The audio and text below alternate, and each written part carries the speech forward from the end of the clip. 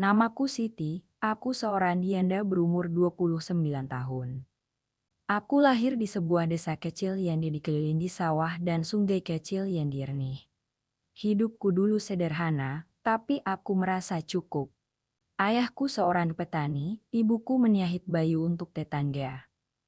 Masa kecilku penuh tawa dan suara ayam berkokok di pagi hari. Aku tak pernah membayangkan hidupku akan berakhir seperti sekarang. Sejak kecil, aku diajarkan untuk menerima hidup apa adanya. Aku tumbuh menjadi gadis desa yang polos dan patuh pada orang tua. Saat berusia 22 tahun, aku menikah dengan seorang pria yang kucintai. Namanya Fauzi, seorang pemuda dari desa sebelah. Dia tampan, ramah, dan pandai berbicara manis. Aku merasa sangat beruntung di saat dia melamarku. Semua orang di desa mengui pilihanku. Pernikahan kami sederhana, tapi penuh kebahagiaan. Kami tinggal di rumah kecil yang dibangun bersama-sama. Aku memasak, mencuci, dan merawat rumah dengan sepenuh hati. Dia bekerja sebagai buruh di kota, pulang di seminggu sekali. Setiap kali dia pulang, aku selalu menyiapkan masakan kesukaannya. Hidup kami terasa indah pada awalnya. Aku mulai membayangkan masa depannya bahagia. Setahun setelah menikah, aku melahirkan seorang anak laki-laki. Kami memberinya nama Arka. Arka menjadi pusat kebahagiaan kami. Saat aku memeluknya, semua rasa lelah hilang. Namun, kebahagiaan itu tak berlangsung lama. Aku mulai merasa ada yang berbeda pada suamiku. Dia sering pulang lebih jarang dari biasanya. Alasannya selalu sibuk kerja, aku percaya padanya, karena dia adalah suamiku. Tapi hatiku mulai curiga, aku mencoba mengabaikan perasaan itu. Aku berpikir, mungkin aku hanya lelah mengurus rumah dan anak. Namun suatu hari, tetanggaku bercerita melihatnya bersama wanita lain di kota. Hatiku seperti disayat pisau, aku tidak langsung menegurnya, aku takut kehilangan dia. Malam itu aku menangis diam-diam di dapur. Aku merasa dunia runtuh. Keesokan harinya, aku mencoba bersikap biasa. Aku masih berharap dia akan berubah, tapi perlakuannya padaku makin dingin. Dia jarang menyentuhku seperti dulu. Kata-katanya sering membuatku merasa tak berguna. Arka pun mulai jarang bertemu ayahnya. Aku berusaha kuat demi anakku, tapi luka di hatiku makin dalam. Hingga suatu malam, dia pulang dan berkata ingin berpisah. Alasannya, dia merasa tak bahagia denganku. Aku hanya terdiam, tak bisa berkata apa-apa.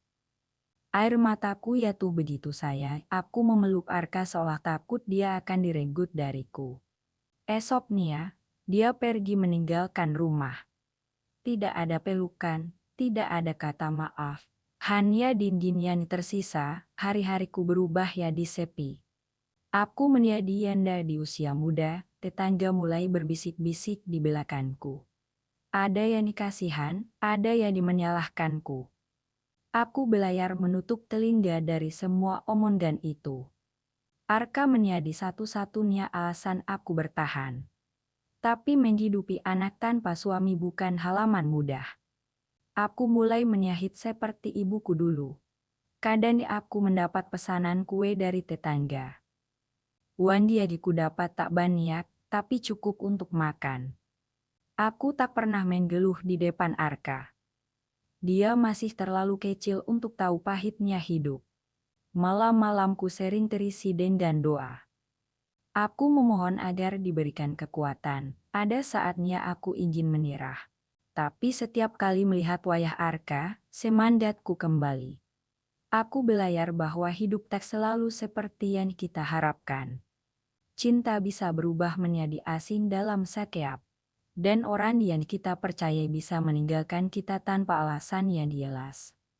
Luka ini tidak mudah sembuh, kadang aku masih menangis mengingat masa lalu. Aku merindukan tawa kami dulu, tapi aku juga sadar, Aku tak bisa kembali ke masa itu. Banyak laki-laki mencoba mendekatiku. Sebagian hanya ingin bermain-main, sebagian lagi merasa kasihan. Aku menolak semuanya, aku tidak ingin terluka lagi. Orang bilang aku terlalu menutup diri. Tapi mereka tidak tahu rasanya dikhianati. Aku tidak ingin Arka melihat ibunya menangis lagi. Aku ingin menjadi ibu yang kuat, walau hatiku sudah hancur berkali-kali. Kadang malam terasa begitu panjang, sunyi menusuk sampai ke tulang. Aku sering memeluk bantal seolah itu adalah seseorang yang menenangkanku. Tapi yang ada hanya dingin. Aku menatap langit-langit kamar, berharap waktu cepat berlalu. Arka tidur di sebelahku, wajahnya damai. Aku mencium keningnya, membisikkan doa. Besok, aku harus bangun dan bekerja lagi. Tak ada waktu untuk meratapi nasib, aku belayar tersenyum walau hatiku menangis. Senyumku kini bukan tanda bahagia, tapi tanda bertahan. Kadang aku bertanya pada Tuhan, kenapa harus aku yang merasakan ini? Tapi aku sadar, setiap orang punya ujian. Mungkin ini adalah jalanku untuk menjadi lebih kuat. Aku mulai terbiasa hidup sendiri, walau kadang kesepian menyerang tiba-tiba. Saat melihat pasangan berjalan berdua, hatiku bergetar. Ada rasa iri, tapi juga pasrah. Aku mencoba mengalihkan pikiran dengan bekerja. Pagi-pagi aku sudah di dapur menyiapkan sarapan untuk Arka. Melipat baju yang sudah kering dan membersihkan lantai rumah. Semua kulakukan sendiri. Tidak ada yang membantu, tidak ada yang mengui. Tapi aku bangga bisa melakukannya. Aku tahu hidupku tak lagi sama. Tapi aku masih bisa memilih untuk bertahan. Kadang aku teringat saat pertama kali jatuh cinta. Begitu indah dan murni. Tidak kusangka, cinta juga bisa begitu kejam. Aku mulai menulis di buku harian, semua rasa sakitku tuangkan di sana. Tinta menjadi saksi luka yang tak terlihat. Aku takut suatu hari Arka membaca semua itu. Jadi aku menyimpannya rapat-rapat, kadang aku ingin pergi jauh. Meninggalkan semua kenangan, tapi aku terikat pada Arka dan rumah kecil ini. Rumah ini adalah satu-satunya warisan dari orang tuaku.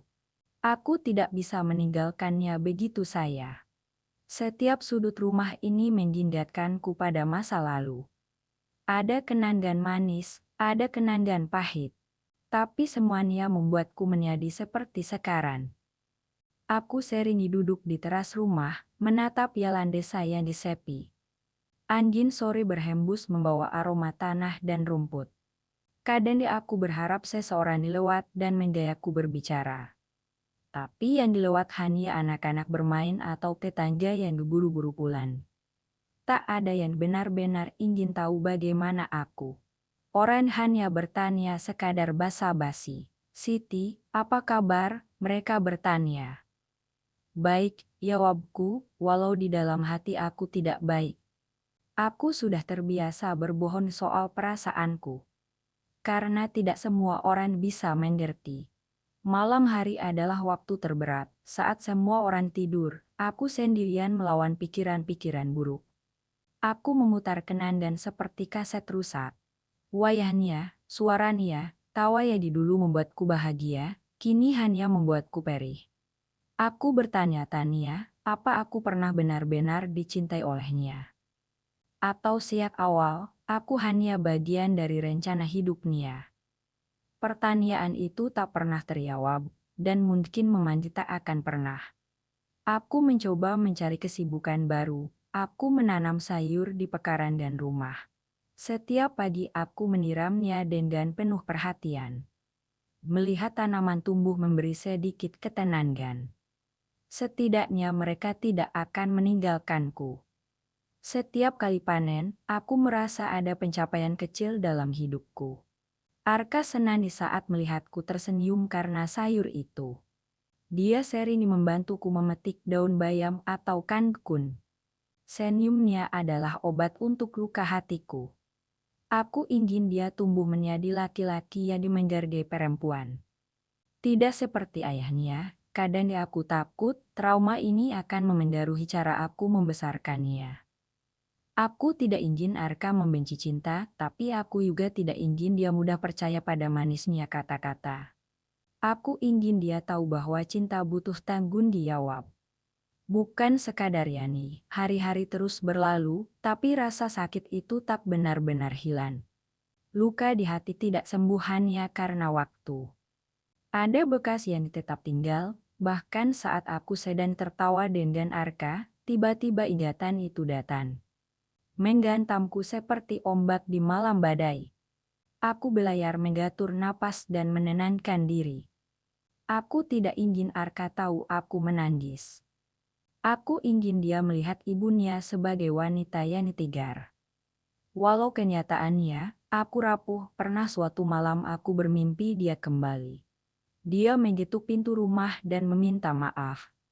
Dia berkata ingin membangun keluarga lagi. Aku terbangun dengan mata basah, tapi kenyataan tetap sama, dia tidak pernah kembali. Bahkan kabarnya pun tak pernah ku dengar lagi. Aku mendengar dia menikah lagi, dengan wanita yang dulu bersamanya di belakangku. Itu menusuk hatiku lebih dalam, aku merasa kalah, seolah tak cukup baik.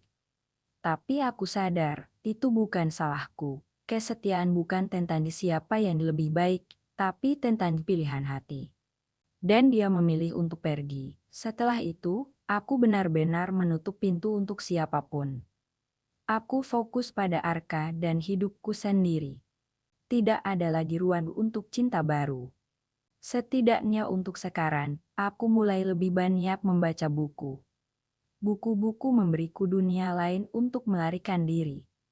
Di sana aku bisa menjadi siapa saya, pergi kemana saya. Aku bisa melupakan bahwa aku seorang janda. Kadang aku membayangkan diriku seperti tokoh di novel. Tapi hidupku tak pernah berakhir bahagia seperti cerita-cerita itu. Aku pernah berpikir untuk pindah ke kota. Mungkin di sana aku bisa memulai lagi.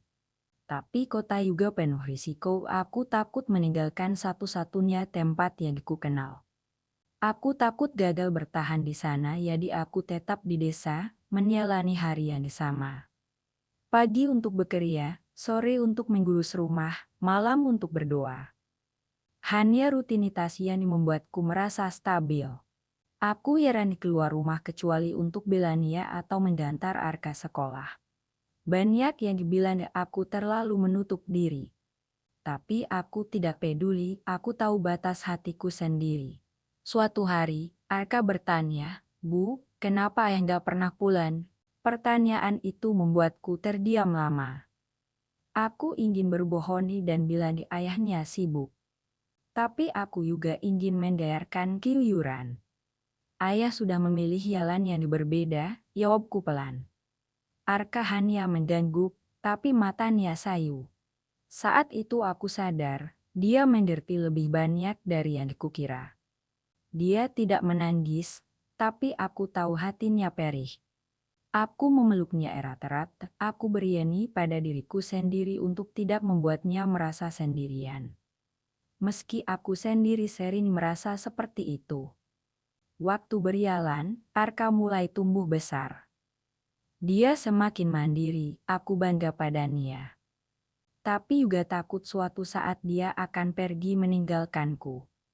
Semua anak akan tumbuh dan punya jalan hidup sendiri. Dan aku mungkin akan kembali benar-benar sendirian. Kadang aku berpikir, setelah Arka dewasa, apa yang dia akan kulakukan? Mungkin aku akan tetap di rumah ini, menunggu kabar dari Nia. Mungkin aku akan mulai mencoba membuka hati. Tapi aku tak yakin luka ini terlalu dalam untuk dilupakan. Aku masih bisa merasakan dinginnya malam saat dia pergi. Suara pintu yang tertutup pelan tapi menusuk hati. Tatapan terakhirnya yang kosong, semua itu membekas selamanya. Orang dibilang, waktu akan menyembuhkan segalanya. Tapi aku tak percaya sepenuhnya waktu hanya membuat kita terbiasa dengan rasa sakit. Rasa itu tetap ada, hanya tak lagi kita tangisi setiap hari. Aku sekarang bisa tertawa, tapi tidak seperti dulu. Tawaku hanya setengah hati, aku bisa bahagia, tapi bahagia yang berbeda. Bahagia karena bisa bertahan, bukan karena bebas dari luka. Kadang aku melihat cermin dan bertanya pada diriku sendiri. Siapa kamu sekarang, Siti? Aku melihat perempuan yang lebih tua dari usianya. Perempuan yang di matanya menyimpan cerita panjang. Perempuan yang pernah mencintai habis-habisan, lalu ditinggalkan. Tapi juga perempuan yang tidak menyerah pada hidup. Aku ingin percaya bahwa semua ini ada hikmahnya. Mungkin Tuhan ingin aku belajar mencintai diriku sendiri dulu. Mungkin aku disiapkan untuk masa depan yang lebih baik. Aku tidak tahu, yang ku tahu, aku akan terus berjalan. Meski jalannya berat dan panjang, meski aku sering jatuh, aku akan bangkit lagi. Karena aku punya Arka, karena aku masih punya diriku sendiri. Aku tidak ingin hidupku hanya berisi penyesalan.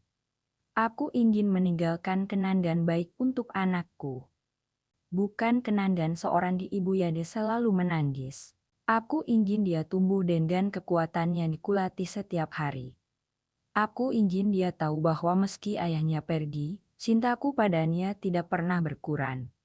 Tidak pernah. Malam ini, seperti malam-malam sebelumnya, aku duduk di ranjang sambil memandang Arka tidur. Nafasnya teratur, wajahnya tenang. Aku menggusap rambutnya pelan. Kita akan baik-baik saja, nak, bisikku. Aku tidak tahu apakah itu benar, tapi aku harus meyakinkan diriku sendiri. Besok akan datang lagi dengan segala tantangannya. Dan aku akan menghadapinya, seperti yang kulakukan selama ini. Aku bukan perempuan yang sempurna, aku juga bukan perempuan yang kuat setiap saat. Tapi aku perempuan yang bertahan, perempuan yang memilih hidup meski hatinya hancur. Aku tahu akan ada hari-hari di mana aku ingin menyerah. Tapi aku akan melawannya, karena aku sudah melewati masa tergelapku. Dan aku masih di sini, aku masih bisa bernapas. Masih bisa mencintai, meski dengan hati yang penuh bekas luka. Mungkin suatu hari nanti, aku akan berani mencintai lagi. Tapi untuk saat ini, cukup mencintai Arka dan diriku sendiri. Aku tidak tahu seperti apa masa depanku. Tapi aku ingin percaya akan ada cahaya di ujung jalan. Meski jalannya sepi, aku tidak benar-benar sendirian. Tuhan selalu bersamaku, dan Arka adalah anugerah yang paling indah. Dia alasan aku masih bisa tersenyum, dia alasan aku bangun setiap pagi. Dia alasan aku masih percaya pada harapan. Hidup memang tidak selalu adil, tapi hidup juga tidak selalu keam. Ada hari-hari baik yang patut disyukuri. Ada orang-orang baik yang masih peduli. Dan ada cinta yang tidak pernah pergi, cinta seorang ibu untuk anaknya.